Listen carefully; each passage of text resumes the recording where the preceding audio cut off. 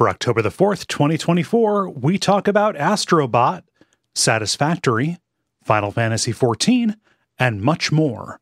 Welcome to Level 517.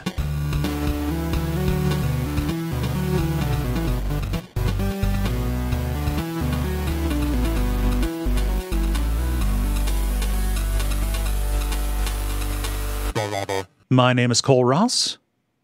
I'm Dennis Furia. I'm Moxie. I'm Ben Merkel. And you are listening to The Level. It's a podcast for people who love video games. Welcome back, Ben. Hey, yeah, it's been a while. It has. First the 2 weeks off, and then you were not here last weekend. Were you out of town? No, we had an on-site at work from like Tuesday to Thursday to celebrate a game launch. And so I got to meet my coworkers in real life, which was nice. Okay. Oh, and you weren't all immediately fired. No, we were not. You weren't like lured in. What was the game? It was an expansion for Guild Wars 2 called Chantier Wilds. I thought that already launched. Hooray! Yeah, it launched like maybe a month ago. It was, but celebrating now. Yeah, after all the bugs are fixed and stuff. Is that something that you want out on the show? Yeah, I think it's fine. Okay. I won't say anything behind the scenes about it or anything, but yeah, that's fine. Okay. No, I wanted to make sure. Appreciate it. Yeah. Nice. Well, I mean, it would have been cooler if you were like out of town for like a personal thing, but a work on site and meeting your friends. I assume like if that on site was anything like mine used to be, it was mostly like, I don't know, rap sessions and breakout sessions and stuff. Yeah, I'm trying to think of, we had one day where it was like a socialization day, and so I was in charge of board games and Magic and stuff, so that was fun. Cool. Yeah. Up to anything else? I think, in other fun news, I found a place in Seattle that makes Skyline chili and sells it on Sundays. Okay. Specifically. Whoa. So I finally got it.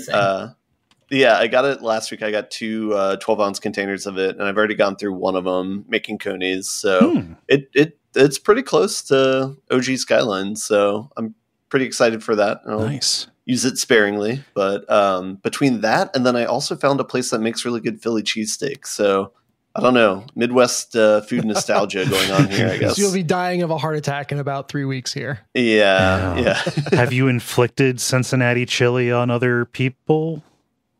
It's mostly friends who are from Cincinnati. Okay, so yeah. I still call that not many inflicting. outsiders. Yeah. Yeah. I think I mentioned this on the show maybe, but we did a Skyline like cook-off last year among friends that were all from Cincinnati. So that we keep it within us, we don't inflict it upon strangers. So nice. Nobody keeps Skyline chili within them.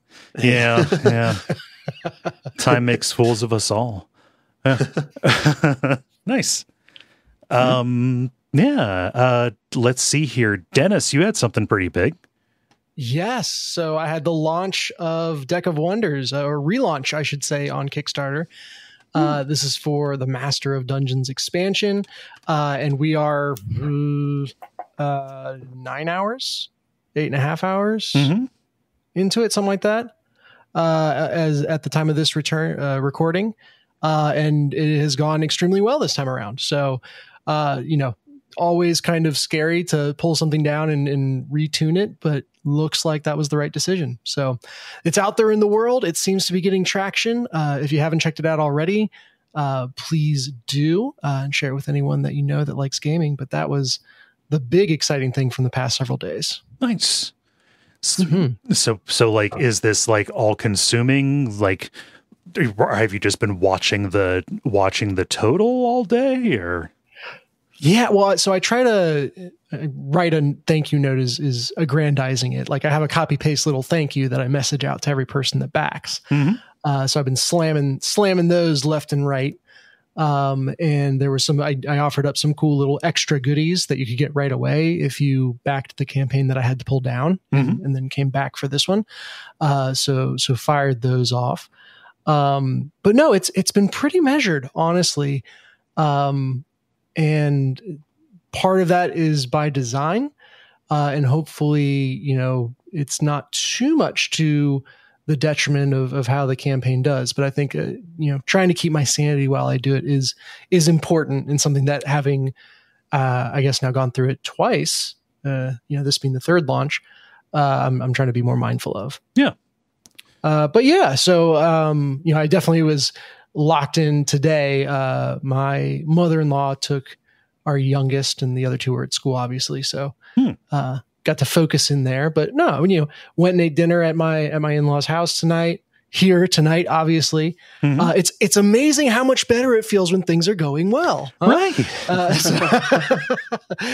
So thank you to everyone. By the way, anyone listening who's helped make it that way.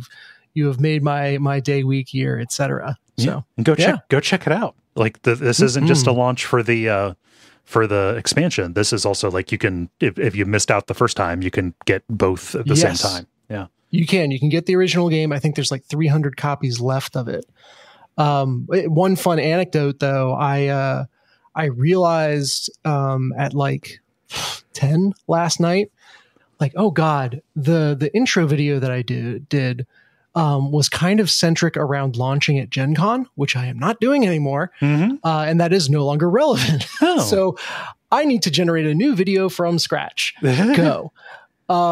And in a weird, like, stars aligned flash of creativity, someone's looking out for me. I don't know what, but pulled together a script, pulled together all the stuff, and jammed out on iMovie, and had something in like 2 hours that I was pretty happy with. So if you go to the page and watch the intro video, just know that was kludged together in about 120 minutes. And you can tell to some extent, but also I'm pretty happy with where a novice was able to get it. Yeah, I mean, the purpose of communication is communication. You got it across. Sweet.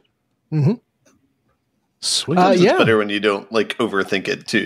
Yeah, absolutely. The purpose of communication is communication. It's a very strange thing to say on this night of all nights. Well, yeah. We're recording on this. We're recording on the same night as the vice presidential debate. We will not be offering live fact checking on air. There will be a QR code in the audio, so just scan that to see if what we're saying is true or not.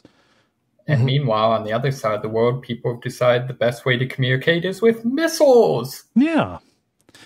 I'm going to steer us away from that. Not that it's not worth talking about. It's just I've been freaking out about it all day. Oh, yeah, no problem. Instead, I will ask what... Podcasting under duress. Yes. Oh, sorry, go ahead. It is weird that we are expected to just continue our lives. Yeah, Moxie, what you been up to? Not a whole lot.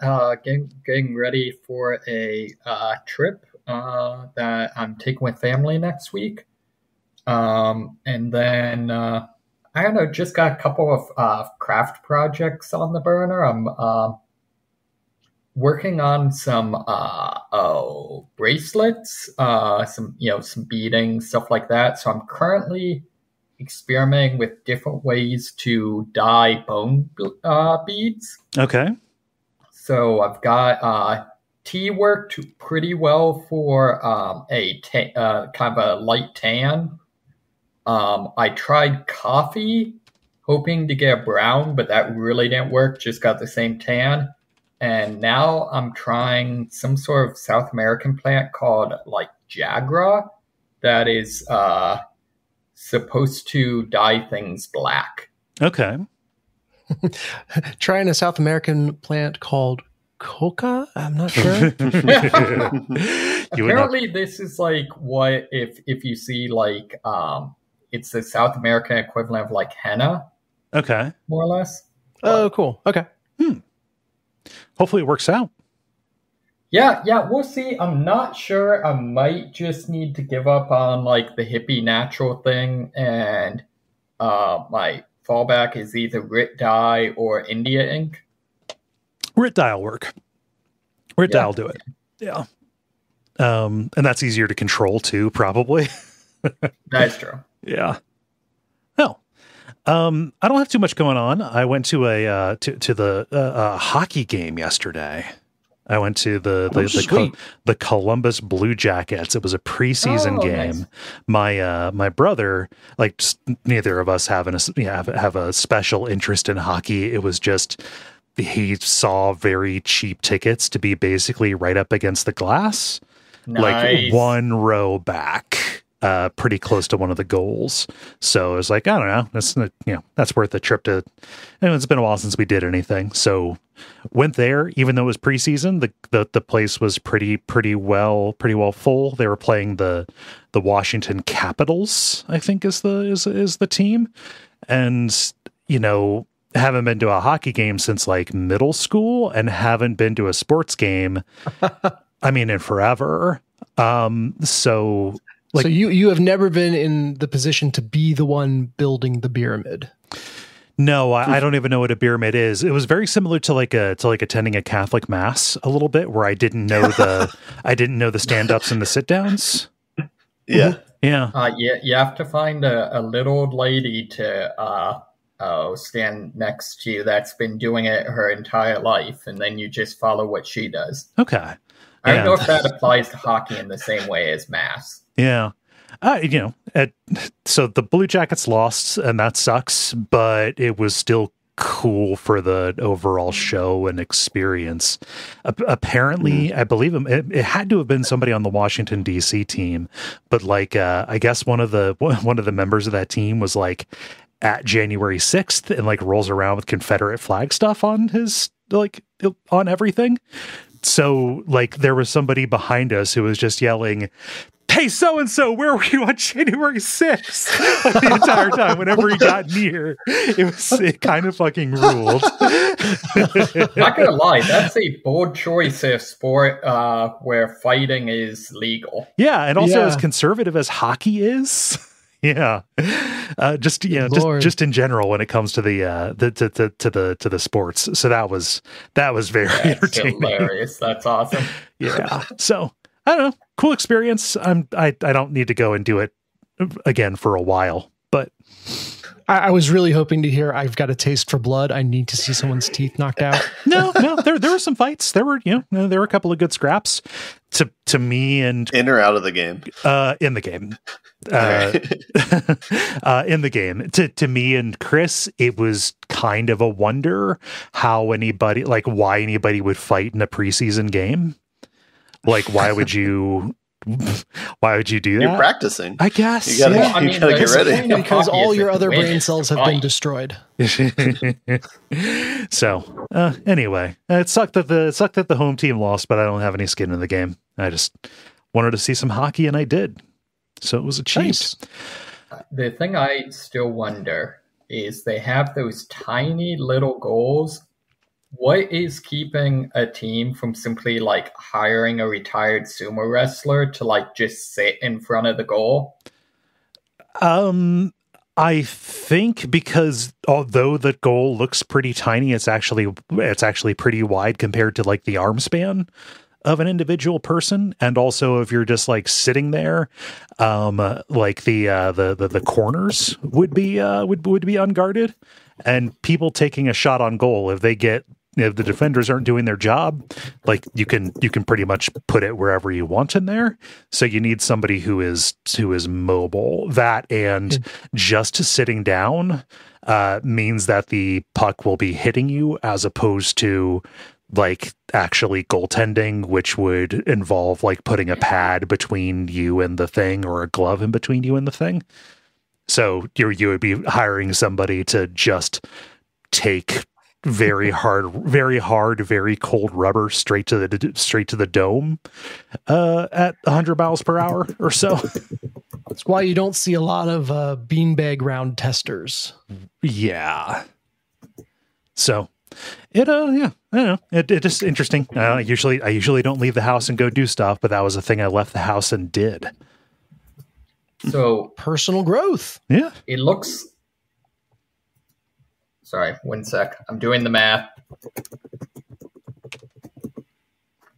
Yeah, so it looks like your average sumo wrestler is in excess of 6 feet tall and 514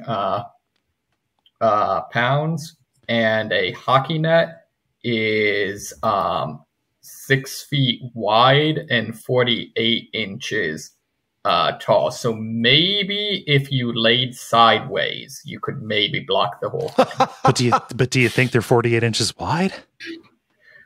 I don't know. I've seen some big sumo wrestlers. Yeah, I just I think that active defense might be the way you want to go. Would be my guess.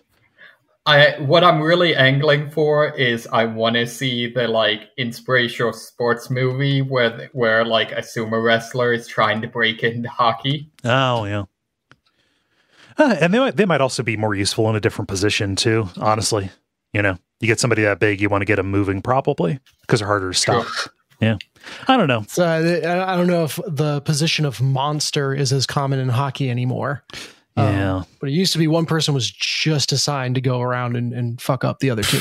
Yeah, I don't know that that's allowed in the rules, but I've probably frowned upon. I've pretty much reached the end of what I know about hockey. So it's time to talk about video games, I suppose, and for that we need to do a regular kind of show. Well, but the grind, not the multiplayer this week, then the end boss, and then the end. And why don't we get started with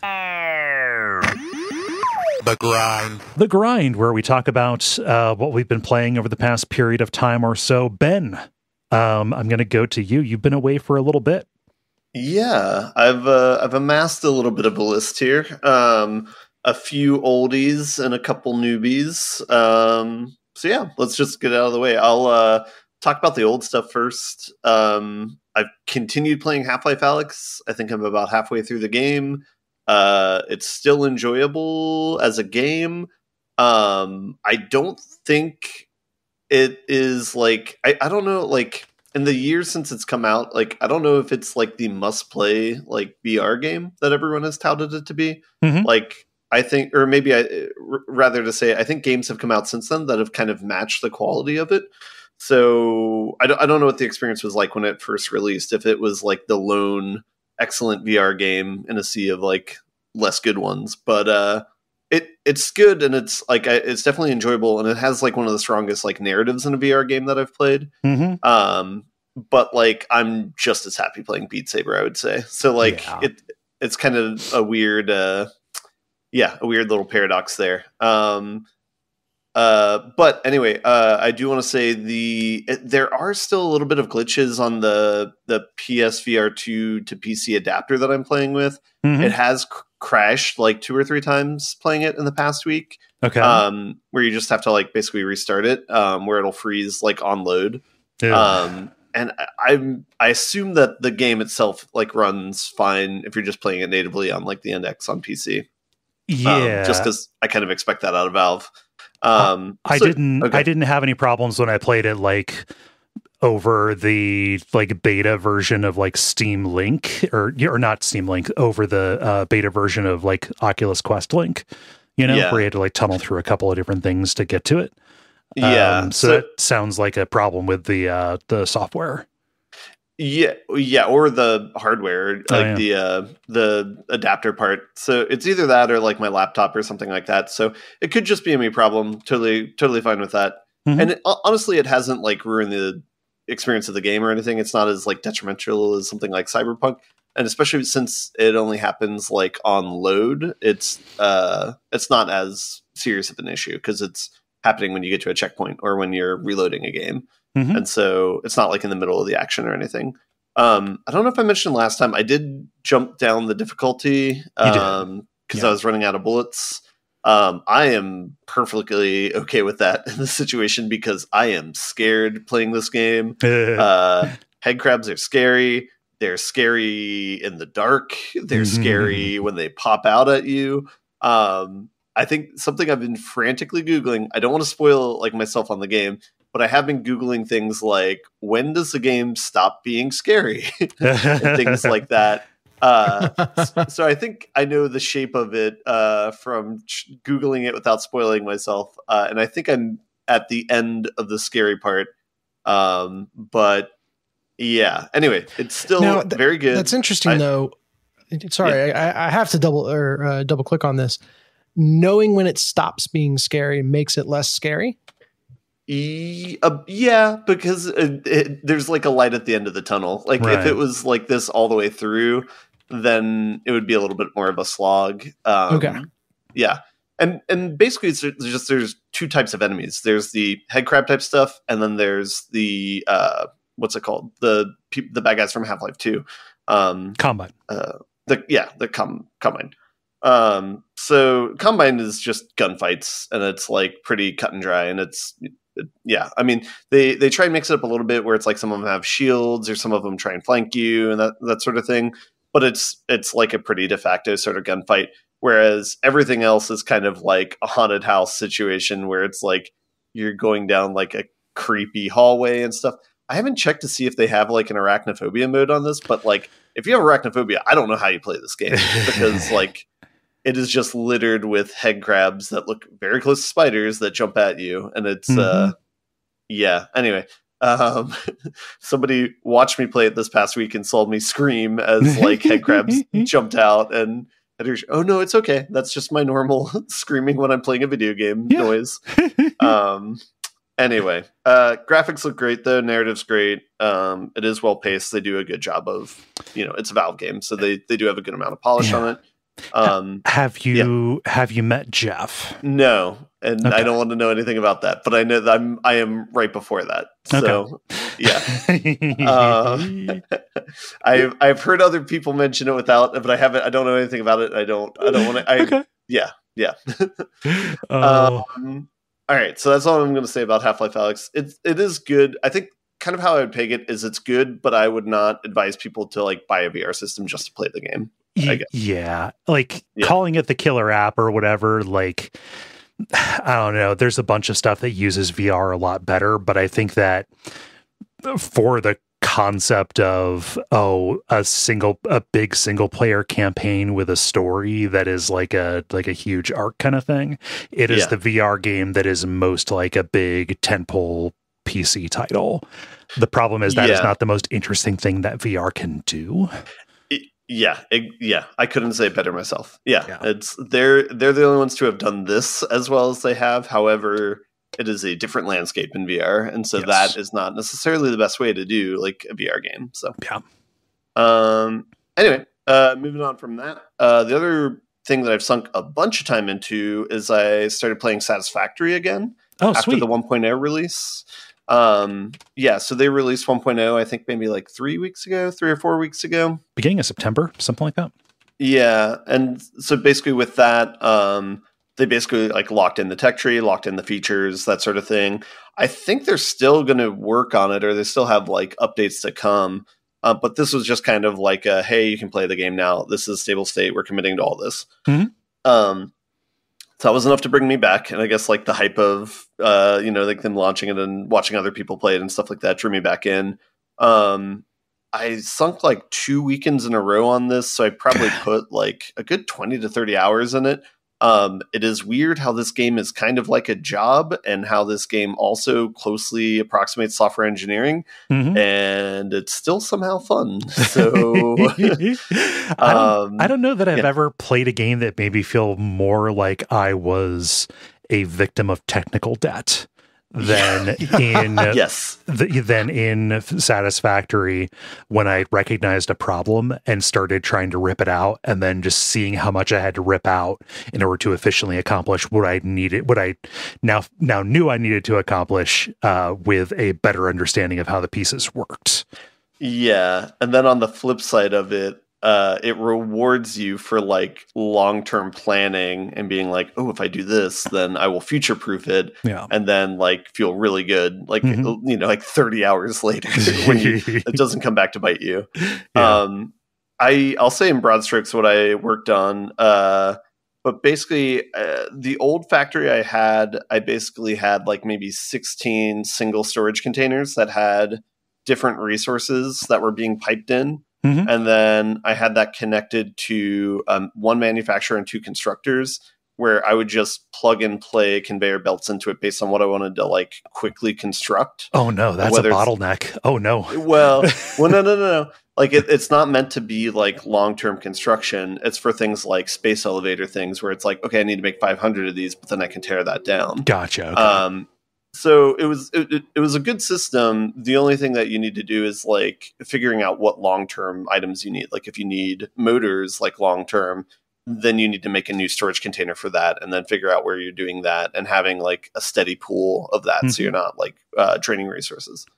So I had that worked well, but what I wanted to do is improve upon that. So I basically made a base Mach 2, like, I don't know, 600 feet in the sky or something like that. I just piped all the resources up and then like doubled the amount of storage containers, and then used the secondary storage containers. The one that had 2 entrances, so you could like double the throughput, updated the conveyor belts, and then I started making train stations. Essentially, I was doing tier 8, if people have any context for that. It's basically where you do like nuclear power and you do things with like liquid resources. Like there's like nitrogen gas, I think, and there's like other things where it's like you have these resource nodes that you like pump up, and then you can make other specialty items with them in a thing called a blender, I believe. It's like a new manufacturer.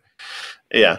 All of it is like almost gibberish. It's like essentially you're doing the same work that you did in the previous generation, but it's a new set of vocabulary, for better or for worse. Yeah. It sounds like an iPhone. Yeah, I was going to say, that sounds a lot like software engineering. Yeah. So it was cool because I made a train station, which I hadn't done before. So I kind of dealt with the complexities of that, where you kind of build these signposts along the train tracks that kind of let train cars know if a track is free to go into or not. If you don't have these here and you have multiple trains, they can run into one another and derail. So that's bad. But if you have these here, then they're smart enough to be like, oh, okay, there's another train in this section. I'm not going to go in there yet until that's gone. Once that's gone, then I'm going to claim it for myself and move in, and then no one else will be able to come in. So once you do that, it's great. You can set up routes for the trains, and they work around one another smoothly and don't run into one another. Yeah. And so you can kind of use that. They're kind of like conveyor belts in a way. It's just that they're taking a storage container's worth of stuff, traveling by train, and then dumping a storage container's worth of stuff off. So it's a weird isometry to conveyor belts, but it's just doing it all at once. Yeah. So I was doing this to like go out to resource nodes and get like more specialized things and do blending there. Anyway, I'll try and fast track this because I feel like this is going to be boring. The other thing that I did was I made nuclear power, which is terrifying because uranium kills you in this game, and so you have to make like a hazmat suit and like radiation filters to keep yourself alive. But for example, if you're working with a storage container in uranium and you accidentally put all your supplies into the container, including those radiation filters, you insta die, and now you can't get your stuff back until you make another hazmat suit and another set of filters, because that's where all the uranium is. Anyway, that happened a couple times. That was a whole fun process, but making nuclear power is great. However, you're stuck with nuclear waste, which doesn't go away, and it's radioactive. So I piped that shit up into the sky. I made a storage container Tower of Babel that went, I don't know, to the edge of the map of the sky and just pumped everything upwards. And that's going to be a problem for future Ben. And I don't know how I'm going to deal with it, except for I think there's new tech that actually consumes nuclear waste now with the 1.8 release. Okay. So that will be a problem for the future for me to figure out how to do that. What happens if that backs up? So the problem, if it backs up, then the power is gone. But that can be okay with me for a while because I have a huge bank of batteries. Yeah. So it's something, it takes, I don't know, something like 12 hours before my factory is like drained to power.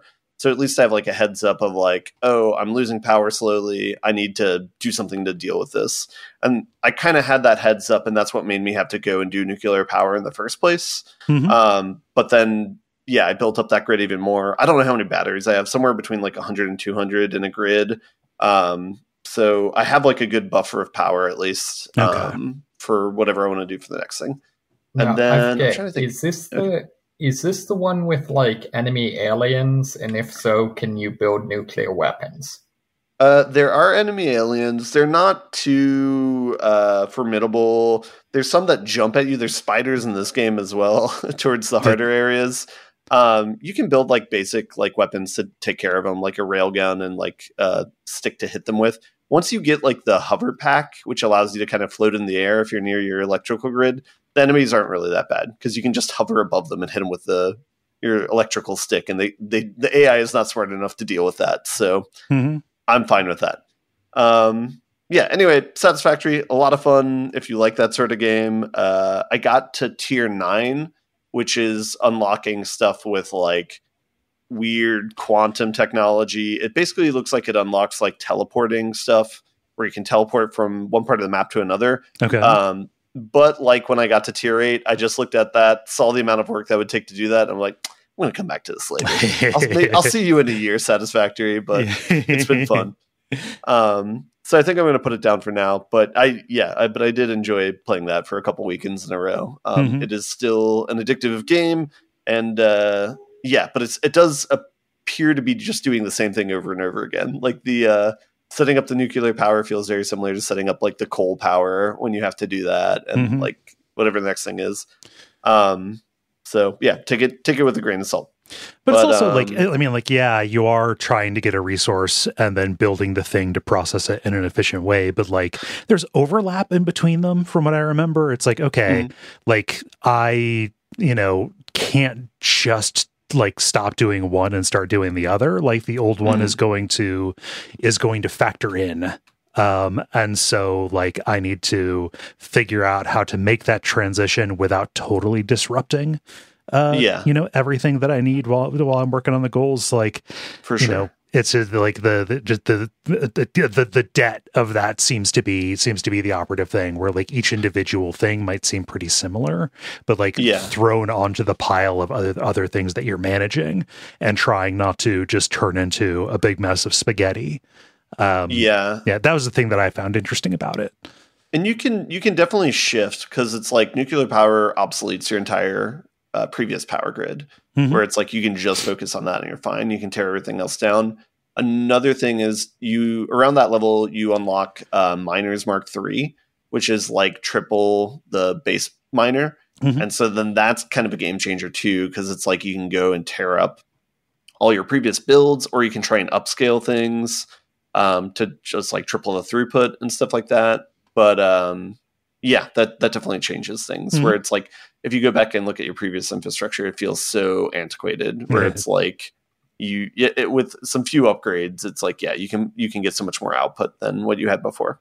Yeah. I don't know, man. It's a great game. It's a big game. And it's weird too. I was thinking about this too. It's like the game morphs too, where it's like, once you get all these resources, the Fix-It shop or whatever, it's like, you could make this like a social game, and it's like you could build like, like go-kart tracks if you wanted to, because they have that, dump little cart, and they give you like half pipes and stuff like that. And it's like, so it's like weird.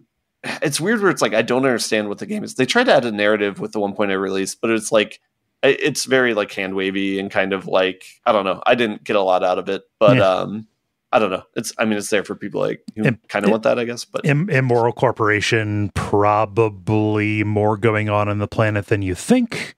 Yeah. I mean, it seems. Yeah, it's like weird GLaDOS ripoff humor, but like not done as well. And I don't know. It's a confusing game, but I really enjoy it. So yeah. All right, I'm going to move on to the main event. So I think the last game I'm going to talk about this week is I played and beat and 100%ed Astro Bot for the PlayStation. Okay, yeah. Has anyone talked about this? I thought you sounded happier. Yeah. Yeah, Astro Bot, the Sony... Oh, Astro. Okay. Yes, yeah.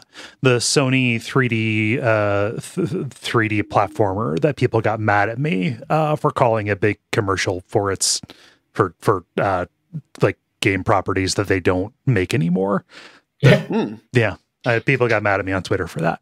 Okay. And then namely, this is like a follow-up to the demo that they had. Like they basically made a demo for PS5 that showed like the different features of the controller and the console. And like notably things like the microphone or blowing into the controller and the haptic feedback, those sorts of things. Yeah.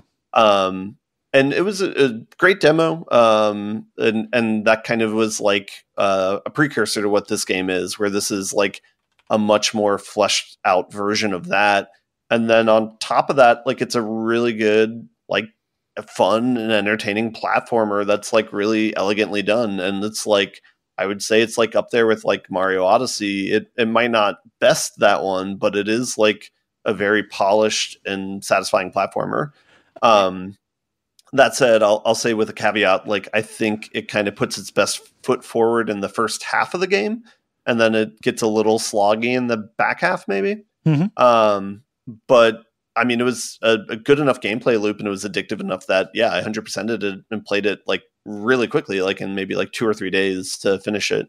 So I was really into it. I guess I don't know where to begin talk about it, but basic premise of the game is you are a bot that is living in a PlayStation 5 spaceship, and there's a generic bad guy alien monster or whatever that knocks a spaceship out of the sky, and it crash lands on this like desert planet. Man, I hate generic. Sorry, go ahead. Man, I hate generic bad guy alien monsters. It's just kind of like a Teflon monster. There's not like a lot of personality behind it, in my opinion. But I mean, I guess, I don't know. It's up there with like a Bowser or a King K. Rool or something like that, where it's just like generic menacing bad guy that you don't take too seriously. But that's kind of serves as like the starting point, and that's like your hub world where you have a spaceship as your Astro Bot.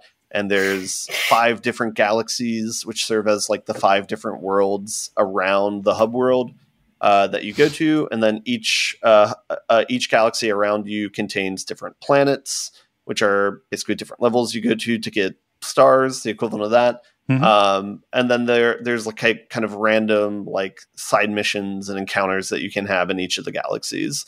And it all culminates in some sort of boss fight that you have there. And so basically what you do on each of these planets is they serve as their own like platform or world. I'll give you an example of like a starting one is like there's a construction planet where you're going through like the equivalent of like a construction site. A lot of the levels you might be given some sort of bespoke power up that's like the mechanic of the level. So it could be something like you have a jump that's like much bigger than what it normally is. Or it could be something like where you shoot ahead in like a cannonball type burst or something like that. But it gets really creative too, where there's like one, for example, where you are a sponge. And if you walk around and find any water source, you will get very giant by soaking up all the water. And so you basically have a big form and a small form, and you kind of play around with that difference in scale. So there's a lot of like mechanics that are like extremely creative, and there will only be for like 1 or 2 levels. And so they don't like overuse them.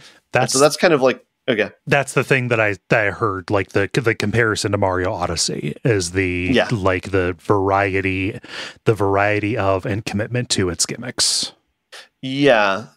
Both the gimmicks and both the creativity of like the worlds that you explore. 'Cause like the worlds, and it reminds me almost of like Cuphead, and here's probably why, is like there's one level where it's like you run into a giant lamp, and like you have this mechanic where you can like rub up and down against a wall that they use for something, so it sounds weird.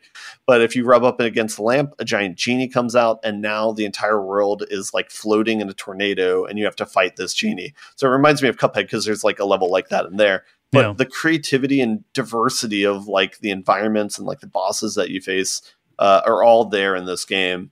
And then on top of that, they have like this really good gameplay loop where in any given level, there's different Astro Bots like as Easter eggs throughout the level. And you're slowly trying to collect all of them, not only to unlock the boss fight of the galaxy, but it unlocks things in the hub world where there's like a gacha game, or there's like secret areas that you can only unlock if you get a certain number of robots, where it's like they'll make a ladder of robots that you can climb to a secret area if you collect them. So there's a really good sense of progression there, a very like addictive sense of progression there. And it's cool how like unique it is, where it's like you can call on the robots to like unlock an area, and it's all seemingly like whatever robots are around will come and help you. But it's not like a static order of them that come each time. It's just whoever's around. And so it feels like this really like living, breathing world. And a lot of the robots are from different PlayStation franchises, and where they appear is usually fitting with what the level is. Like if there's a spooky vampire level, there's a lot of Castlevania characters there that are unlockable robots that you can find. There's a level with a giant like boss that you have to fight. There's like Shadow of the Colossus characters that you can unlock there. So it does like have this kind of nostalgia bent to it where where it's like you see your favorite characters from the history of gaming, and it's just cool, especially if you like PlayStation franchises. That does sound kind of cool. And then I think the icing on the cake is they'll usually have like a special level after each boss fight that is kind of devoted to a more popular PlayStation franchise. I think I'll say the first one because I don't think it's as much of a spoiler. And it's not as cool of one, but it's like, I think Ape Escape. I don't know if anyone is into those types of games. Hell yeah. Okay, so the first one example of this is you get the net from the character from Ape Escape, and you have this like mini Ape Escape level where you run around and catch these like ape robots. And so it's basically just a love letter to PlayStation franchises, and it's really well executed. So anyway, I would say that this game is like, I would definitely recommend it for people to play, especially if you're looking for like a platformer. If you enjoy platforming games, This is like a must play. It's not like a 10 out of 10. I would say it's like a 9 or 9.5 out of 10. Like it's really good, and it's definitely worth people's time, I think. Yeah. But I don't know what to say beyond that. Do you guys have any questions about the game or anything? What counts as a PlayStation franchise? Like the only ones I know are the Raccoon game and Uncharted. Those are there. Like there's God of War. There's like for a while, like Silent Hill was a Sony only thing. Yeah. Like I guess I didn't realize those were exclusive. Yeah. So there's a bunch of stuff that was just kind of, Sony exclusive for a little bit. Yeah. There's a lot that you might not remember immediately, but we'd be like, oh yeah. Like I think they have an SS Tricky reference, which is like very old school one. They have like Parappa the Rapper. Oh, nice. Yeah. Yeah. Probably a Gravity Rush in there at some point. Yeah. Exactly. Not gonna lie, I will play anything Gravity Rush. Yeah. Yeah. Not to say that all those games are represented, like in that you play a type of those games in the game, but at least there's characters there for it. Oh, that's cool. That's kind of nice. And I do want to like give some love to it too, that just like as a platformer on its own, like it is pretty well done. Specifically, there's like a challenge level that you can play towards the end of the game that really like tests all your abilities and like kind of puts them all together. And it just shows like a really good composition of like it's kind of like a synergy of all these different movement things that kind of reminds me of like Mario 64, how it's like you have the backflip and the forward jump and like things like that. It combines all of the movements that you can do into like one sort of challenge. And if you can master it, it's really rewarding. And this one, basically what you do is like you have like lasers that shoot beneath you as your double jump, where you kind of like hover for a bit. You have a move where you punch, and if you hold it in, you do like a spin thing that can also like throw things off you. So it's a pretty satisfying game. So definitely recommend it. Sounds really slick. Yeah. If you have a PlayStation, I would definitely recommend it. There's no reason not to play it. So it The thing that stuck out was how people were only really talking about the nostalgia stuff. And it's like, man, like I understand how that's a good marketing hook, but like they could have relied on their own iconography. Yeah, I don't know.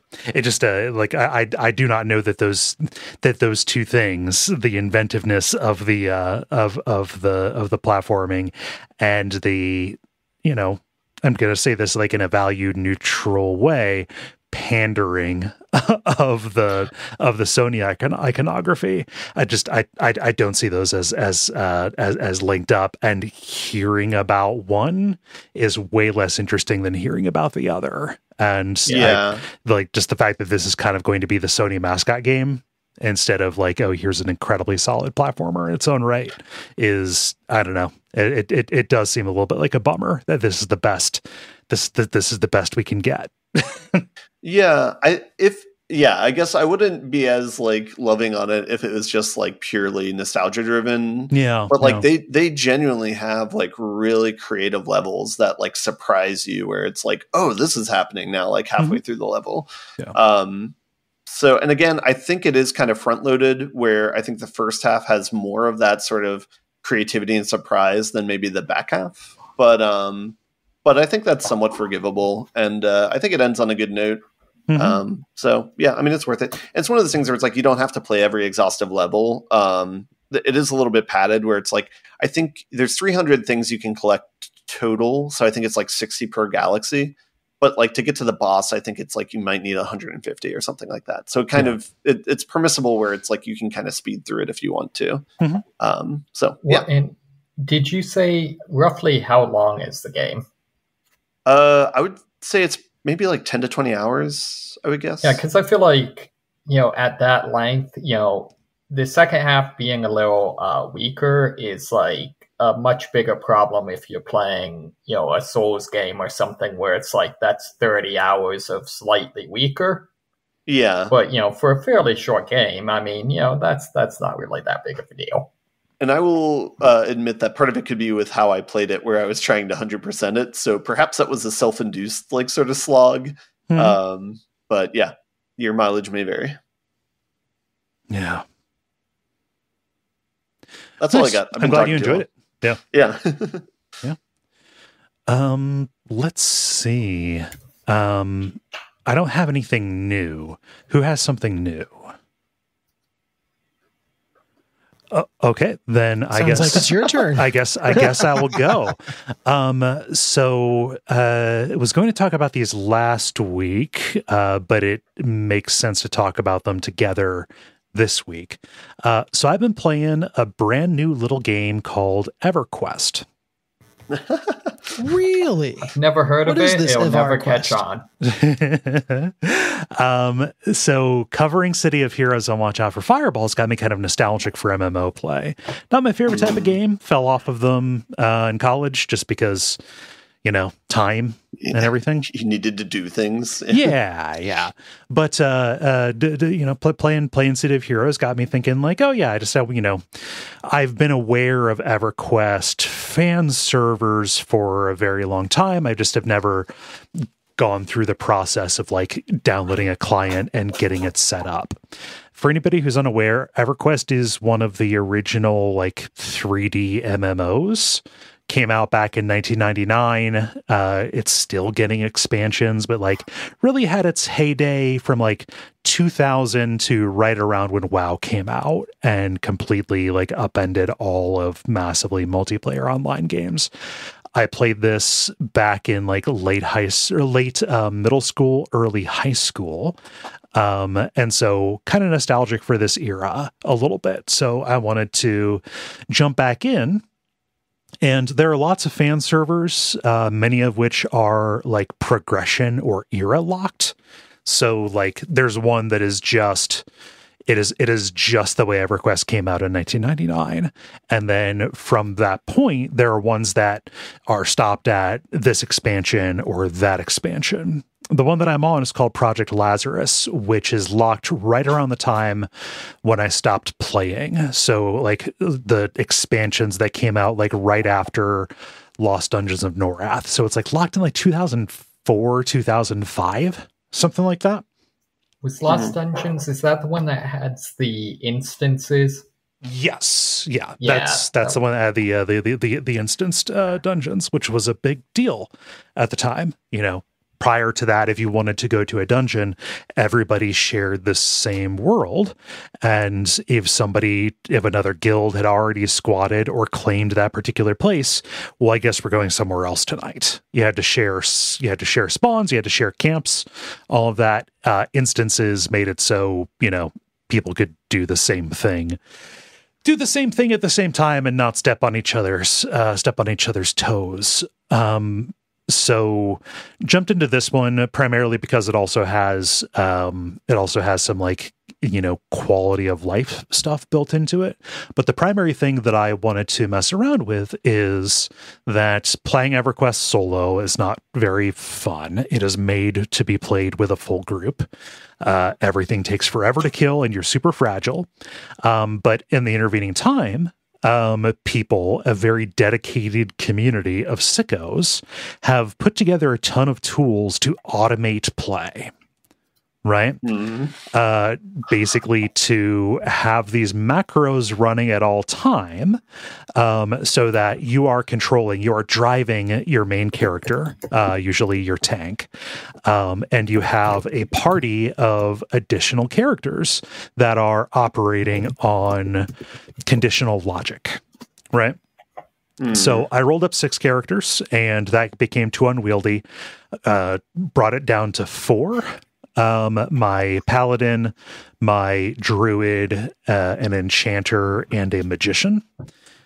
Figuring you should also say for people that this was before the advent of like maximum group sizes, right? And from what I recall in EverQuest, you could just roll up with 100 people if you wanted to, right? So there was a maximum group size of 6.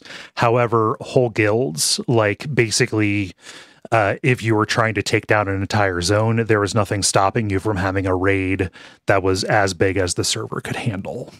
That's right. Okay, that's what I'm thinking of. Yeah. Eventually, like formalized raid tools came in, and I think there were caps and stuff. But like a lot of stuff about EverQuest is like the Wild West. Like there was no quest tracker initially. There wasn't for a very long time. Like you had to have a notebook to remind you of who asked you for what in which zone and stuff. That's still the case. Yeah. I think I left long before the quest tracker. That must have been pretty late. And old content still doesn't have quest tracker stuff on it. So like you have to be doing like new stuff in order for it to, to work in a quest tracker. So it's been real cool over like the past month, basically, picking up EverQuest and going back in and learning these automation tools, which essentially like you have .ini files for each of your automated party members. And there is kind of like logic built in. It's like a configuration file where it's like, okay, for DPS, this is the first spell that I want them to use under this condition. If neither of those are met, like if this is not called for, jump to this. For this character, heals are prioritized over anything else. For this character, buffs are prioritized over anything else. These characters have these individual roles in the groups. I'm not controlling any of these other guys. I am issuing commands from my hotbar to like have them follow me, to have them start attacking, to turn automation on and off and stuff like that. And so with this, I've been able to like not only go and explore places that are like genuine nostalgic spaces for me, but also to like go and fuck around in like higher level expansion stuff that even though it was out, I was never like, my character was never good enough and I'd never like had reliable groups enough to go explore it. So this is a little bit of like rolling back into a game and then actually getting to see huge swaths of it that you were locked out just because of the nature of the game that it was. So it's like finally an introvert's MMO. Yes.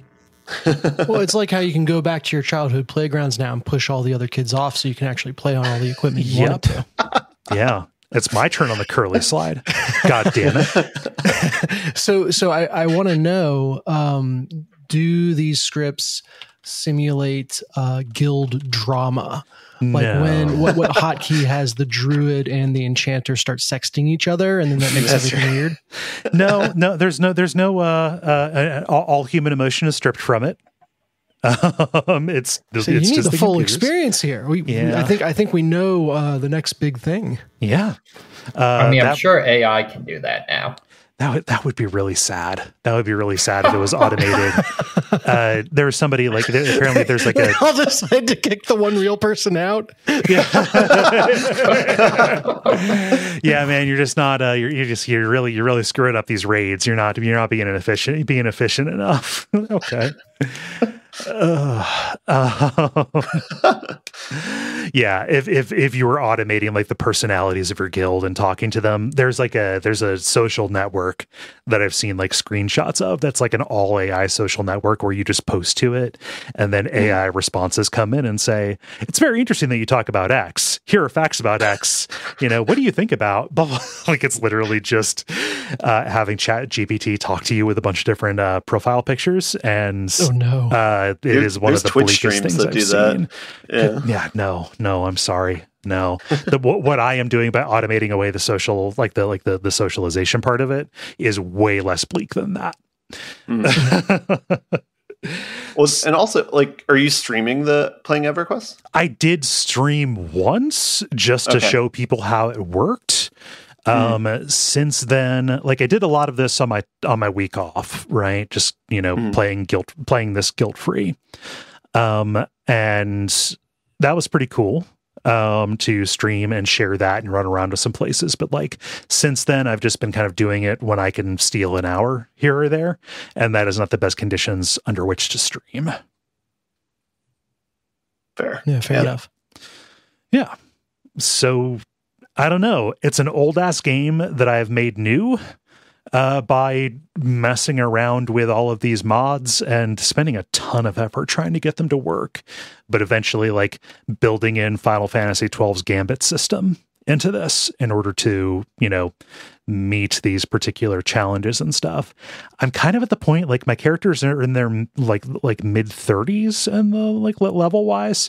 It's where the curve kind of slows down, and I'm not progressing quickly enough for me to feel like, oh yeah, I need to, put a lot more time in this. I might be tapping out of it, but it's been a really cool experience to go back and kind of,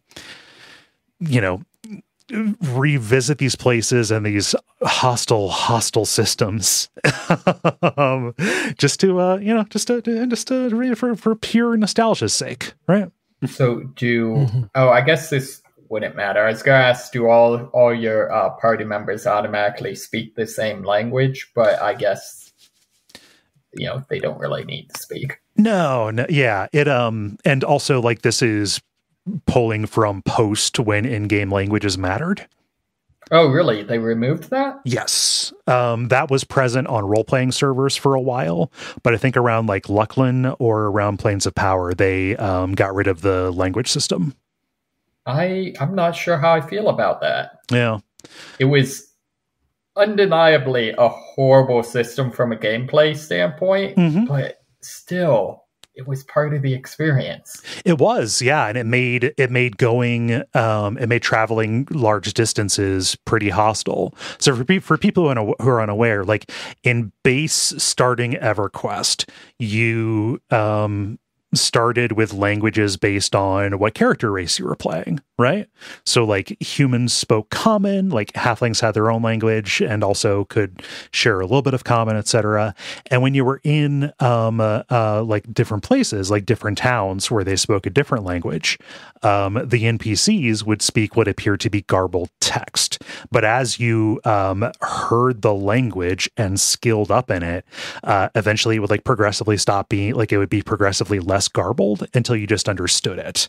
This also applied in between characters. So you could, as a good aligned character, roll up into the dark elf or troll territory, and you could not understand what anybody was saying, either players or NPCs, right? Terrible system from just a player friendliness kind of standpoint, but audacious and opinionated in a way that you really just don't see. You really don't see after that. You couldn't market a game that was that hostile. Well, yeah. I mean, No Man's Sky has a mechanic like that too, right? But that is not stopping you from interacting with other people. I see what you're saying.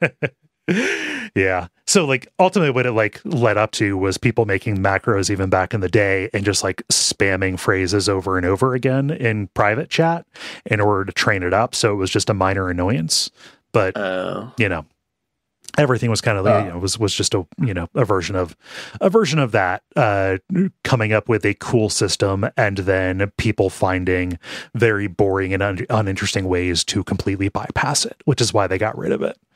Another fun quote unquote one was that by default your in-game compass just spun randomly, and you had to build up skill in like the ability to determine which way is north. Yep. Yeah. Huh. Yeah, you had to sense heading, and sometimes it would just lie to you. How do you program that? It's random. Just it was like you're basically rolling a d20, and if you get a bad roll, it's just like, yep, that's north. Yeah, you're. Oh wow, boy, south, buddy. Yeah, that's south. No, that's not south. Yeah, sorry, you just ran into the one corner of this zone that's like that has enemies that are 20 levels higher than everybody else. Because that happens in every single zone for no reason. Yep. All right, another one hard day of work watching the sun setting in the north. One more dumb nostalgia. One more dumb. Well, okay, two more dumb nostalgia things. Also super hostile. If you're playing a race without dark vision, you just straight up cannot operate at night. Yep, you have to have light sources. And then I love the fact that the way they implement stealth is just making you neutral faction ranking to all the enemies, which then had a side effect of, as long as you were stealthing, you could buy from any vendor. And they just rolled with it. They're like, nah, it's the black market. Oh my gosh. Yeah. Bonkers stuff, even before you get into like just how inconvenient travel was. Yeah. I don't know. It's it need to go back. Might be about done with it, honestly. But having a good experience. Any questions about EverQuest? Can you tweak the experience rate? Because that would be the thing for me, is like, I would like to go back, but I know like Ragnarok Online, the fan servers, you level up like 4 times the normal rate, stuff like that. I'm not convinced that they didn't tweak the experience rate for the fan server. Or if it just was pulling from like a later version of the game where they sped it up anyway to get people into the end game. So unclear. Yeah. So I went from that to, I was like, all right, what's the oldest MMO I can think of, to what is the what is one that is current, so I can go and check it out. So I have been playing a little bit of Final Fantasy XIV. Okay. Yeah. What job? Lancer. Ben cries in the background. Sorry, I'm not playing yours. No. Yeah. No, I'm playing Lancer because those are my, I like. Gotta get them jumps. Yeah, I got to get them sick jumps. So just a melee DPS class is what that is. Yeah. Have you messed around with crafting at all yet? No, not yet. I've wanted to get my legs under me in terms of like getting access to more zones and being able to go around. So literally have just been leveling up my Lancer. They are like the big human. Like there's humans and then there's big humans in the races. I like all of the proper nouns in this game are Teflon to me. Like I just they it's not syllables. It's just I just stick to, you've got like cat boys, humans, big humans, and elves, like lawn gnomes. Yeah, bunny people. Yeah. So started out in Gridania, which is like the forest realm, forest city kind of thing. So fucking around with that and just, feeling a little bit lost jumping into a 10-year-old MMO this far into its life cycle with all of the stuff that is piled on top of it, but being pretty satisfied with how smoothly everything is going. specifically from like this feels, like an elaboration on like the World of Warcraft, like everything that you do is a quest that will leave you where the next quest is going to begin, kind of stuff. So that has been satisfying. The combat, I think, is good and interesting, especially coming from EverQuest, which is like turn on auto attack. And then, if you're a tank, that's it. There you go. And if you're a caster, it's, wait until you have mana, then cast, then wait until you have mana and cast. This is more along the lines of, cooldowns, and different skills have different synergies. Enemies have AoEs, like there are like individual combat gimmicks for them. So the added complexity is nice. I'm not going to give it credit because it came out 14 years after EverQuest did. It should be better. it should have all of those niceties and stuff. One would think. Yeah. Have you gone to any of the dungeons yet? I did. I got to the entrance of one dungeon. So like there are dungeons that are part of the overworld, just like, oh, this is a section where you go underground and there are tougher enemies there. And then there are ones that are like dungeons on the map that feel like you go to a different zone. Yeah, the instance. Yeah, I've not been in an instance yet. I'm only like level like 15, 20, something like that. Yeah. So so eventually the storyline will send you to that, and those are actually really nice quality of life, both because you can straight up play with NPCs as your party, and like beforehand they have a whole like training system for it. Okay. So like they where they go, and you're partied with NPCs, and they're straight up like, see, this NPC is telling you to focus on this enemy, so you need to everyone in the party needs to attack this person, and like, see, this boss is basically actually trains you how to be like not an annoying person on a party. Oh, that's cool. Yeah, I've done a couple of those. Like I did one that is like, okay, here's how to avoid area of effect attacks, and it's you're in an arena ring, and then enemies are just like spamming AoEs at you, and you have to like get to the safe zones before they go off. That's really cool. I like that. It's just rather than relying on like folk knowledge about how to play in a group, they're actually taking a step to show you that. Yep. Yeah. The other thing that is kind of cool is that that there is like a single player like story, like it does not concern itself with the absurdity of having a world of thousands of people where every single one is the savior of the universe or whatever is the main character. It's just like, okay, like everybody's going to be going and doing a bunch of this stuff. Like, these NPCs are going to talk to you like you're the only person who has ever done this. But that is just the language of games. And we're going to put like presentation effort into the presentation of this to make it feel, like it can draw you in. Right. Mm-hmm. That, and it is both like the main quest, but also like my Lancer quests that I do to get special moves. Like every class has their own individual little story that you kind of play up through. And this is in addition to the fact that like once you reach a certain level, you can just spec into another class. You just be like, okay, I'm going to go to the guild for this one and start leveling that up, and you can switch back and forth between them. In my experience with every other MMO, if you wanted to play something different, you literally had to make a new character. Like you had to have alts. And this one is like, yeah, you can just like roll up. Like it doesn't have to be a different character. It can just be like this person working on a different skill. And if you leave quests for yourself to do as you're leveling up in one, you're like, okay, this will be quests for the others. Like that can also have a really smooth curve too. Yeah.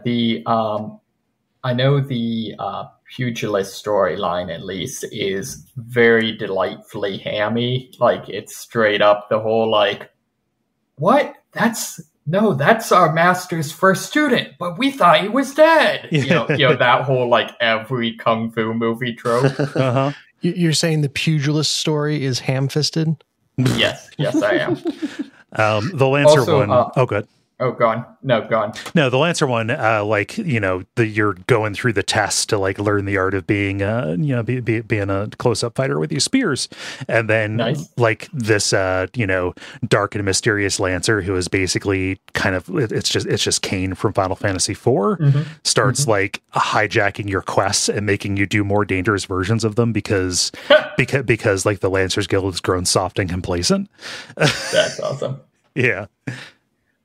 As a side note, if you get a chance, definitely don't be afraid to check out some of the crafting stuff. They've got a weird system where basically whatever your rank is and your current crafting skill, any enemy like that level +5, you're effectively invisible to. Oh, cool.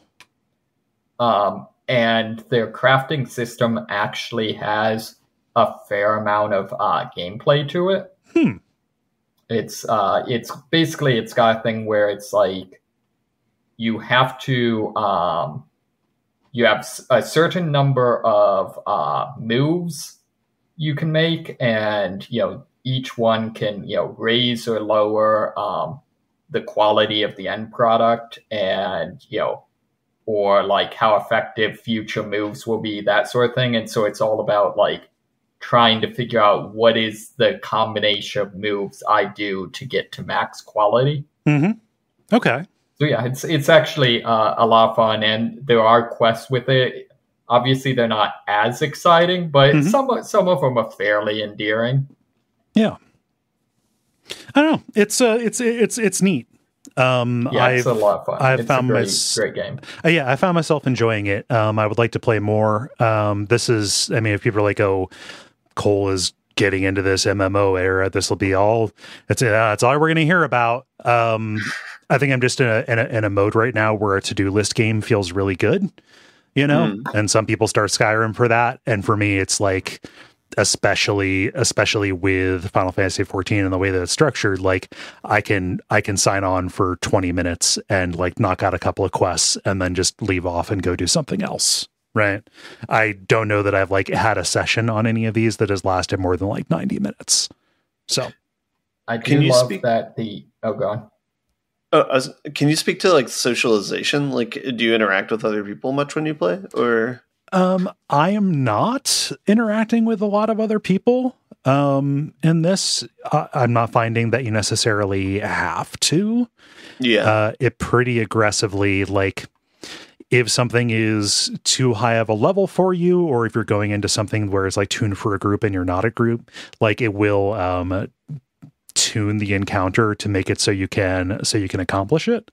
Like there'll be experience penalties and stuff around it, but you can do it. It scales to your level. Yeah. I think maybe a little bit more like later on, there might be times when I might be in a group and interact with people, but mostly it's just in town. You're like running past folks and the chat is full of people trying to arrange groups for different stuff. Mm-hmm. Yeah. Cool. So yeah, my enjoyment of these is kind of contingent on how satisfying is solo play. Yeah.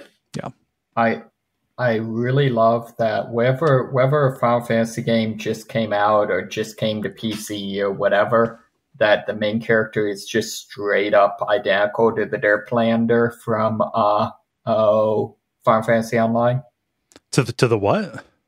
The Derplander, the game's like stand-in for the main character. Oh yeah, I don't know the term. That's not lore that I have. So like in any advertisement or like pre-rendered cutscene, they have no way of knowing what character you're running. Mm-hmm. So the like semi-official Hero of Life or Light is just the most generic looking fantasy hero ever. Okay. Just like human, good looking, white, messy brown hair. Yep. Yeah, no, that's now I can identify who you're talking about. Yeah. And whatever game just whatever game is flooding my YouTube recommendations of Final Fantasy, like in mainline Final Fantasy, for some reason they chose almost an identical look for the main character. I think it's just standard JRPG. Standard JRPG. Design stuff. See Squall, right, from Final Fantasy VIII. I think it's just there's just a type. I think we achieved peak design with that character, and there's no reason to innovate further. Yeah. So that's all that I have. Unless there are any other questions, we can move on to somebody else. All right. Moxie, since you chimed in on that, I'm going to throw it to you. Yeah. So I've mostly been continuing on with Far Cry 6. I beat one of the 3 main storylines and have now made a fair ways into the second one. It's kind of weird, the balance system. I've basically maxed out pretty much everything in the game by this point, and I'm theoretically in the neighborhood of a third to a halfway through the game. Mm-hmm. So at this point, I'm mostly just kind of critical pathing it. But it continues to be entertaining. I just ran a side mission where basically a legally distinct Logan Paul hires you to just film him running around pretending to be a gorilla. Gorilla fighter, not gorilla animal. All right. I was like, okay. Yeah. Wasn't sure where that sentence was going to end. Yeah, no, it's straight up. It's he's, theoretically oh yeah, you guys are hot on, I don't know, InstaWeb or whatever, get them followers. So it's just him being dumb and you running around following him. Mm-hmm. So right now I beat the first area was kind of the rural area of the country. That's kind of the idea of okay, we need to ally with them because that's where most of the population is and kind of the main fighting force, that sort of thing. Mm-hmm. I'm now into the central urban area, and that's basically I'm helping a protest rap group to kind of be the idea of all right, these are who we need to get our side to win the hearts and minds, that sort of thing. Mm-hmm. Which is fun because a lot of the missions are just you going around and doing shenanigans to make the regime look dumb. Okay. Yeah, propaganda victories. Yeah, exactly. Also cool because one of the characters is canonically trans, which is really cool. Cool. So yeah, that's that one's just fun. The last area that I haven't really started on yet is kind of the jungle area, undeveloped area of the country, and that's whole hook is that's where the people that originally overthrew the capitalists to set up the communist regime, that then the regime you're fighting against overthrew that regime. Mm-hmm. So basically the previous generation of guerrillas are all out there just living in the wilderness, ambushing soldiers and stuff. So that sounds like a lot of fun. So I'm looking forward to getting to that point. Okay. So yeah, continues to be a super dumb game, but kind of fun. Yeah. Is it right that the main branch tone is serious while everything's on the side is zany? It sounds or. Yeah, I think it does a little better than some of the other games in that a lot of the a lot of the zaniness, there's at least some justification for. Yeah. In terms of, like I said, kind of propaganda type stuff. Yeah. However, a lot of the actual side missions are just straight up silly. So it feels like they kind of are trying to segregate, side missions where things don't have to make sense at all versus the main missions, which are relatively serious. Yeah. Yeah. That being said, there still is a lot of stuff like your kind of mentor figure is very much like just this like burnout crazy guy that has apparently fought on every major conflict of the Cold War on both sides and bases all of his weird technology builds for you on comic books he's read and stuff like that. Is this Gus from Breaking Bad your mentor? Or wait, maybe? No. Okay. Gus from Breaking Bad is the villain. Okay. Okay. Now I'm following. You meant the actor, yes. Yep. It's still silly. I feel like this storyline works a little better than some of the others. We'll have to see. The thing I'm really interested in is kind of one of the kind of underlying stories is that Anton Castillo, the guy who's the main villain, has a son who he's kind of grooming to be his replacement, to carry forward the mantle.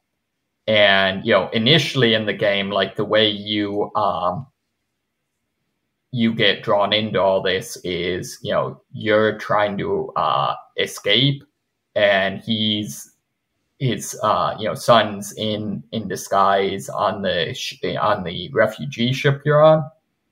And so basically, like, he's, it's kind of set up, his son, doesn't want to be a bad guy, that sort of thing. At the same time, there's some elements where it's, kind of set up of like, things where basically, you've been captured and like, the bad guy's about to kill you, and son steps in and is basically like, oh, I'll do this awful thing you want me to do if you let them go. So kind of set up of like, is the son going to, break bad in order to keep his father from basically, hurting everyone, or, how's that going to go? Which I'm not going to say that's the most original like plot line in the world, but it's it's at least something. Yeah.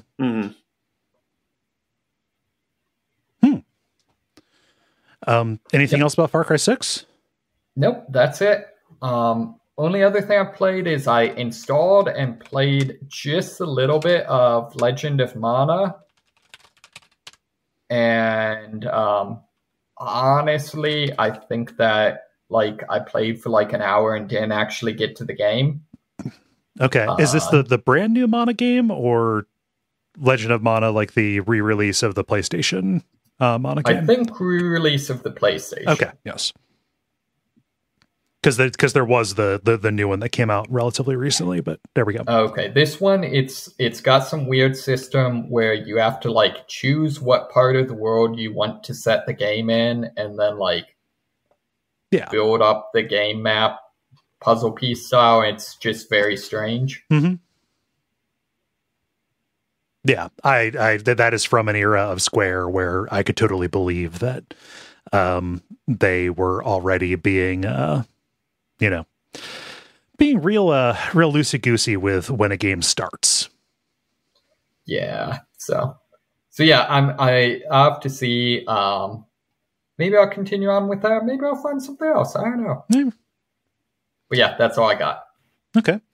Dennis, how about you? I have practically nothing. Yeah, you've been getting ready to launch a new thing for your job. Yeah, I've been playing Kickstarter. Yeah. Which has been fun. moving up in the rankings there, but not much else. The only thing of note, so I still play a lot of Slay the Spire, specifically the Downfall mod, which has you playing as different bosses and notable enemies. I got my first Ascension 20 heart kill in Downfall. So it's like the hardest version of the game, and I beat it in Downfall for the first time, which felt good. Who were you playing as? The Gremlins. Which their gimmick is that there are 5 of them. And each one has slightly different abilities, but they all have about a fifth of normal HP. And so you can lose a gremlin and they just stay dead and you can keep on going. And so you are simultaneously, incredibly fragile because you can't take much damage without losing a gremlin, but also like you can tank a gigantic hit and quote unquote only lose a gremlin. So it's a nice balance. But the in keeping with like the lots of little guys theme, the build that I use kind of spams just a bunch of small cards and then, finishes with cards that get stronger the more cards you play in a turn.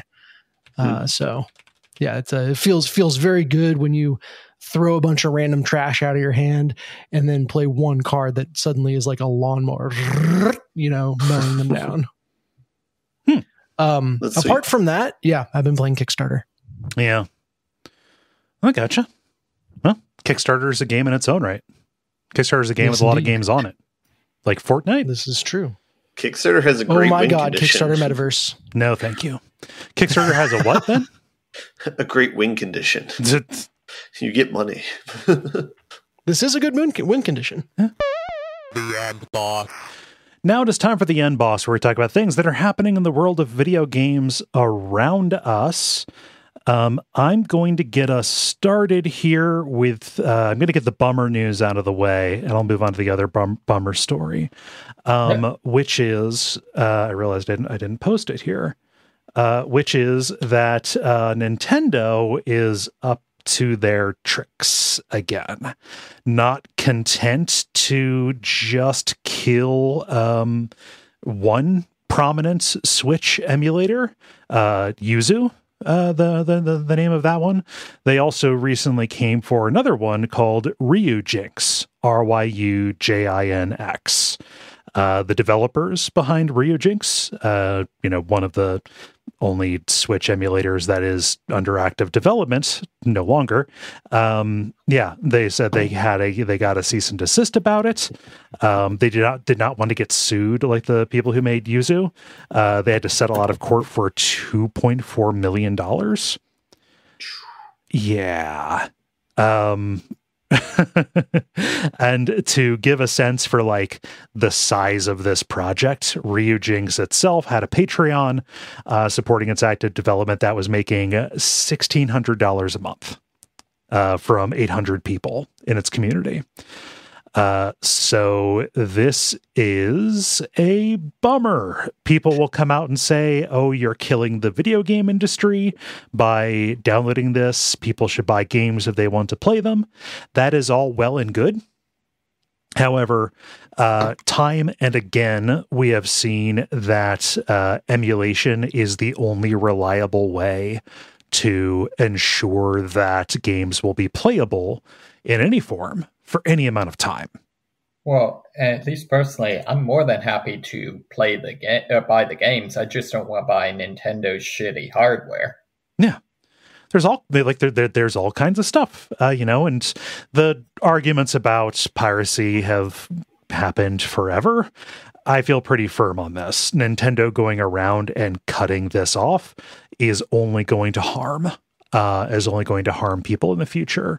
That said, these projects were both open source to a certain degree, so it's possible that this will still be kicking around. The work that is done will not be lost entirely. They can pull down the GitHub and all of that.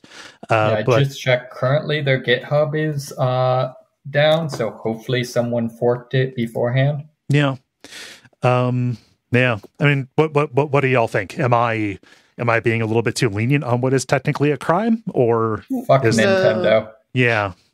No, it's kind of like IP laws or whatever. It's like there should be a limited amount of time where you can make money on a product, but like, yeah, if you're not going to support, this sort of thing, and it's like you should let people at least enjoy it, Yeah. I just don't understand, like, everything Nintendo does, it seems like, is motivated by just a burning hatred of their customers. The thing with them shutting down Smash tournaments is like so baffling to me. Yeah. Like, I think they hate their customers. Yeah. It's a bummer. It sucks. Also a bummer is what's happening in the world of Magic the Gathering. This is bad enough that it bubbled up into my algorithm, and I do not actively look for anything about Magic the Gathering. Dennis, what is going on? What is going on with that? What's that shit show about? Yeah. In this episode of We Can't Have Nice Things Weekly, the Magic fandom has gotten so toxic that it has become ungovernable. The Commander format, which is a popular, if offbeat, Magic format, for a while now has been governed by a volunteer rules committee.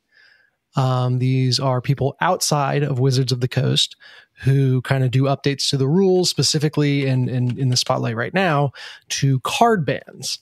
And the latest round of card bans that they made was so poorly received by the community that the members of this volunteer committee were getting active, credible death threats. Yep. So understandably, they stepped back. They said, Wizards, we need you to unfuck this shit because we are not paid enough for this, which, we are paid nothing for this. Yeah. So, Wizards has stepped right back in, denounced the threats, etc. And in a win for them, I guess, they have made it clear. They said, while discussion around the ban list prompted this changeover, updating the ban list is not our priority. Okay. So basically, they're like, we are taking this over to kind of weed out the people that did this, to make sure that this could be a safe place for volunteers to operate. Mm-hmm. And we will get to the stuff that you guys were complaining about dead last on the priority list. So yeah, good for them. Look, I'm a Magic player and I have a lot of questions about this. Like, why are these cards valuable in the Commander format in the first place? And why is there a ban list in Commander in the second place? So from what I read, the kind of the sub story of this, whatever, is that these were notable cards because apparently these were like the only valuable cards in the Commander. Jeweled Lotus is only playable in Commander.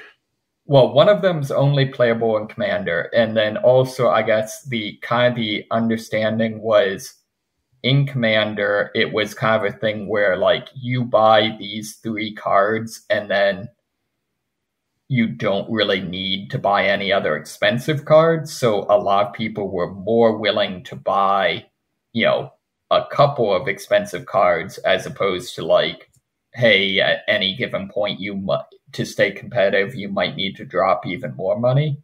Well, so this is my question, though. It's like a casual format, right? Do people play Commander like tournaments? Is this...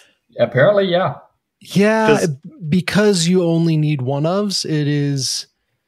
I mean, it is more accessible, yes, but that means all the wannabe hardcore players go there. Right. Yeah. If that makes sense. My understanding I don't know. The entire thing's confusing to me because it's like I've only ever played it in a casual capacity, and it's like just print proxies or something like that. Like you don't need to spend hundreds of dollars to play this game.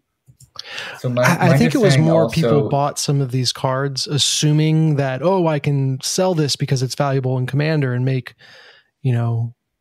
X dollars. I don't know how much of these are actually worth. But one of the complaints was like community-wide millions of dollars of value has been evaporated. Yeah. Well, and so I don't know what that means per person. A lot of the stuff I read was saying, like, there's a fairly good chance this could run, like, local game shops out of business because, it wouldn't be uncommon for, a local game shop to potentially have, like maybe a couple $1,000s in these across them. And apparently these were cards that were like 3 years old, and had basically been there forever. So it was a thing where there was any indication of like, hey, you should have known this was going to happen. I don't see how that is the responsibility of the governing body if these businesses are so tenuous that a move like this would ruin them like that. I think that's really tenuous. Like any company, I know. I think I would push back on that, because I think your local, D&D and comic books and that sort of thing, I think is an important part of the business, and I don't think you'll find any of them that aren't tenuous because late stage capitalism. Oh yeah. No, I'm just saying, like, this to me is an indication that it was a bubble that was going to burst at some point. Yeah, I was going to say, like, the Magic card economy is somewhere between Bitcoins and like the stock market and its legitimacy, and I'm not quite sure where. But yeah, I'm a little bit unsympathetic too. If an LGS goes out of business, it's like, they should rely on things like drafts and selling product and stuff like that. But if you're relying on the income of your business being like the stock market of cards, then that's a little bit. I'm a little bit unsympathetic to that. So I think that's the thing is, the argument I heard is that the reason people are so angry is precisely because this wasn't the stock market of cards. Like, these were all cards that had been out for years and like had an established value and that sort of thing. And so, they have like a no ban list for things in like vintage to like make those like sure bets or whatever. So I don't know. Like, I mean, I can understand, if, millions of dollars left in value, I can understand why people are upset about that. But at the same time, it's like, from my view of Commander, it is like a thing you strictly play casually with friends and stuff like that. And so it's like, I would not spend hundreds of dollars to begin with for cards like this. I would just print proxies. Yeah. And so I don't know. I do not mean to sound glib. It's all made up. So if the governing body behind Commander, and Commander is just a set of rules that everybody agrees upon, proves itself to be, to have lost the confidence of the community, then something else literally just pops up and says, no, same rules, but you can just use the cards, cut these other people out of it. I don't. Yeah. Yeah. Can you say that about literally anything in our society, though? Like, yes, but also this is like this is very especially made up because it is rules around cards. I know. I feel like once it's money, it's not made up. I guess, yeah. I haven't seen anyone complain that it was a bad idea from a gameplay standpoint to take the cards out of the meta. Yeah. Like that, and that's the most telling thing to me is no one was like, this is ruining the game. This is gonna, crush creativity. This is going to, whatever. Or like, no, those weren't oppressive. The universal thing is, I had my kids' college education in that. Yeah. Which, that I don't want to be unsympathetic either, but like, sounds like a you problem. So I know I strongly disagree with that. Like, I know a lot of people who suddenly losing, that much money would be a big deal. Yeah. Oh, yeah. No, it's just we're surrounded by people for whom losing that kind of money is a big deal. It's just I don't know that any of it rises to people getting death threats. Oh yeah. No, I mean, I'm not talking about death threats. I wasn't accusing you of it. I'm just trying to. Part of this is me as an outsider trying to reconcile the scale of what's going on, and when death threats are on one side, it does end up being tricky to keep in proportion. This is probably the entire economy, the I don't know what you'd call it, the business practice in general of selling loot boxes seems kind of questionable. Yeah. Yeah. Yeah, that's a whole nother thing. But I think, these people complaining, if they could just keep their rhetoric a little bit more in check, the headline would be like, jerk-ass rules committee makes arbitrary updates that, hurt those who care the most about the game, or something like that. Like, it's a little bit of self-control, just the tiniest bit of self-control. Like, don't threaten to murder someone could entirely change the conversation.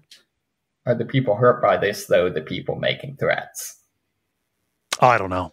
Like, if you're someone that regularly makes death threats to people online, I doubt you can afford, you can run a business.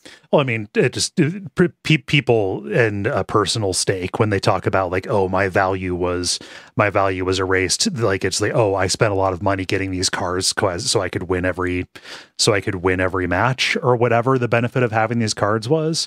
And then suddenly it's changed, and I feel like I wasted my money.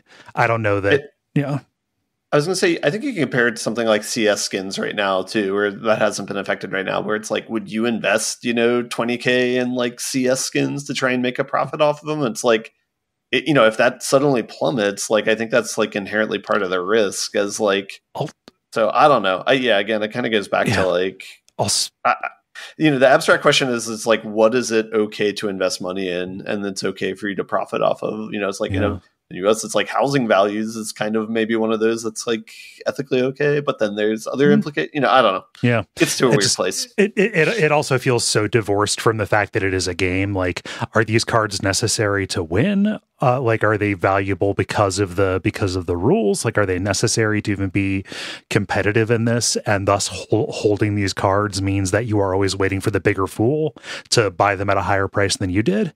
Like, that is literally a foundation built on sand. Yeah. So I don't know, for any context, in case the listener doesn't have this, like, for like some of the bans, like Mana Crypt is one, because it's trading life for mana, and it's usually set in a regular game it's worth 20 life, but Commander is a 40 life thing. So that's why they claimed like the imbalance, or it wasn't made for it to ban it. Yeah. But then I think part of why people are upset is like there's cards like Soul Ring, which is cost 1 mana and that gives you 2 mana, the same sort of deal. That's not getting banned. And so it's like, I think some people are upset about the arbitrariness of like what got banned and what didn't. So I can understand that. There's also a thing of like, to what degree are the things that didn't get banned things that are recent enough that they affect Wizards' bottom line versus banning very old cards. Yeah, and in that instance, bullying these people until they hand it directly over to Wizards just is going to make that problem worse. Yeah, for real. Yeah. I don't know. I think the reason that I'm kind of reacting very negatively to this is just I am sick and tired of stories that essentially boil down to labor of love cannot survive amount of hate gamers are able to generate. Yeah. I mean, that's the story of humanity. As classic as Boy Meets Girl. I just, it does not need to be inevitable. I do not think. Yeah. Labor of love cannot survive hate. Okay, cool. Yeah. Again, it also sucks that at least last time I saw this, it was specifically like the one female member of the board or whatever that was bearing the brunt of it. There we go. Cool. Who also apparently was like the one person who voted against banning him. Ha! Of course. New story. Let's do anything else besides talk about this. Yeah, I just fucking hate it. Please, I will listen to JD Vance talk if we can just do something else. I mean, let's not go too crazy. Moxie, what's this? I guess a survey. Yeah, 67% of Gen Zers. I don't know what you. Gen Zers? I don't know. Anyways, would rather play a video game than watch a movie. Okay. That's literally the story. Okay. Who did this? Okay, this was an ESA poll. All right. and it was in 2024. Yeah, that makes a little bit of sense. It's 63% of Gen Z people compared to 14% of boomers. This seems in line. I think if it's it the was same higher, story, but then the Skyrim granny retired. Oh yeah.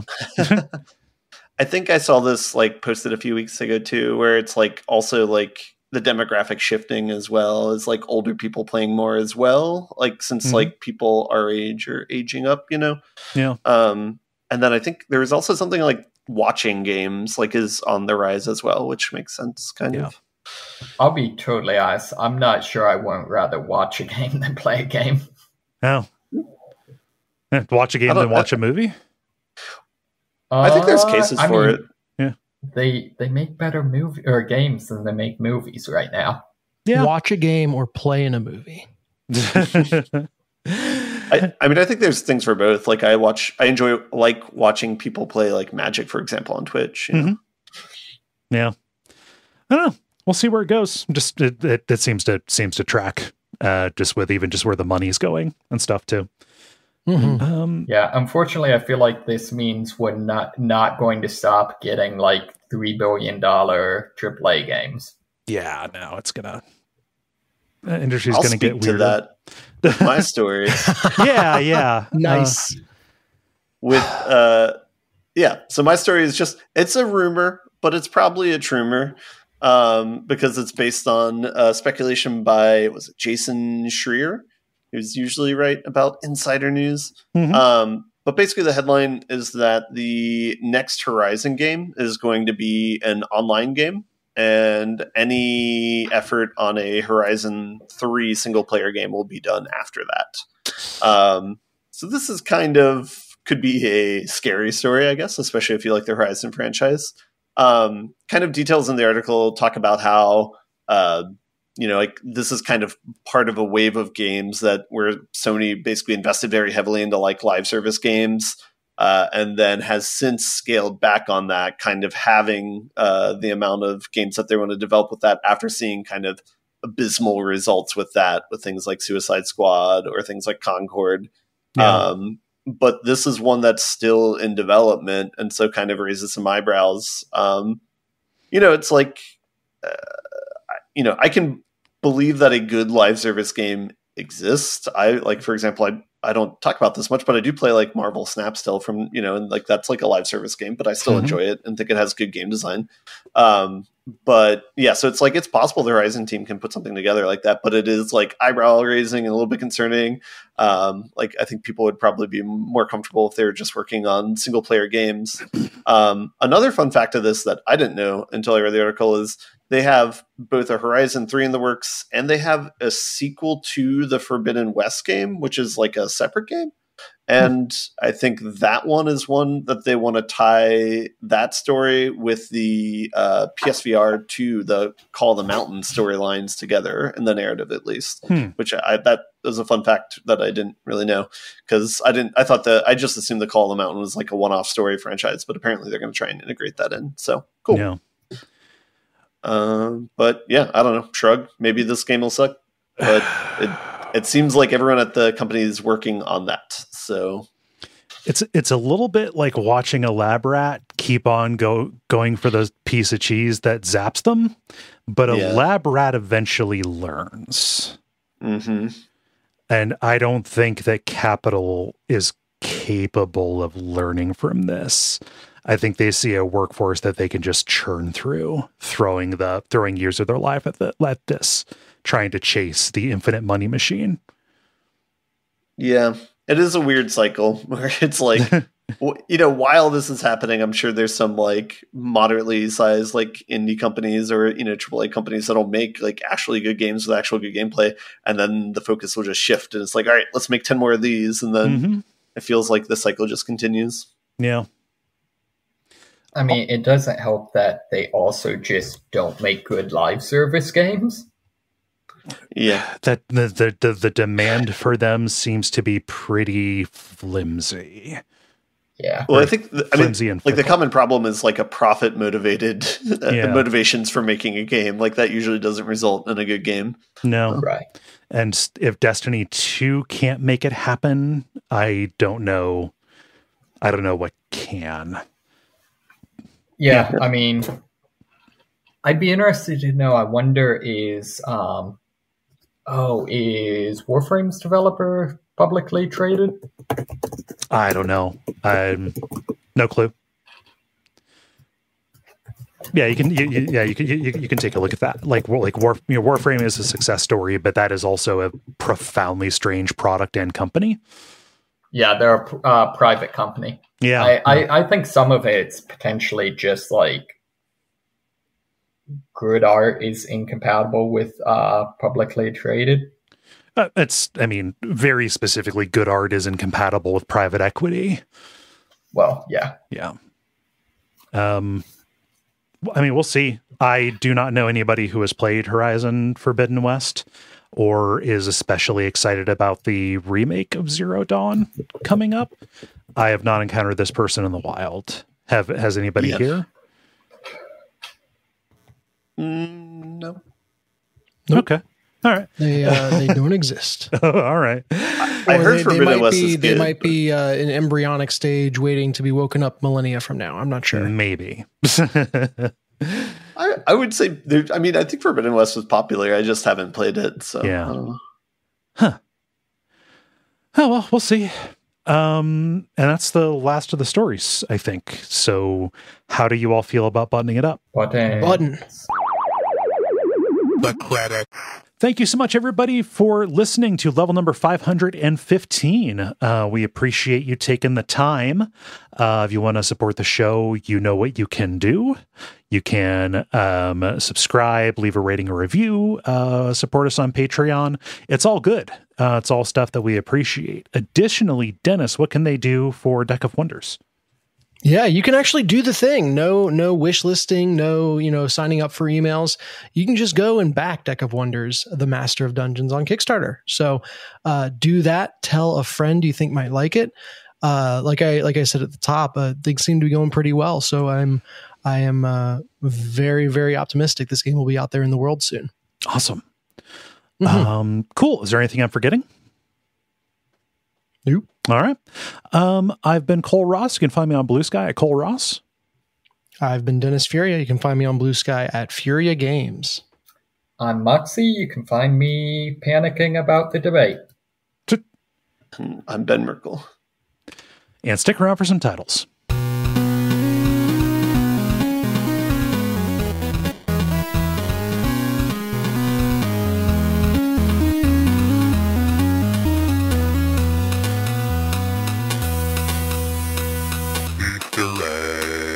All right. I have two. I have It's My Turn on the Curly Slide.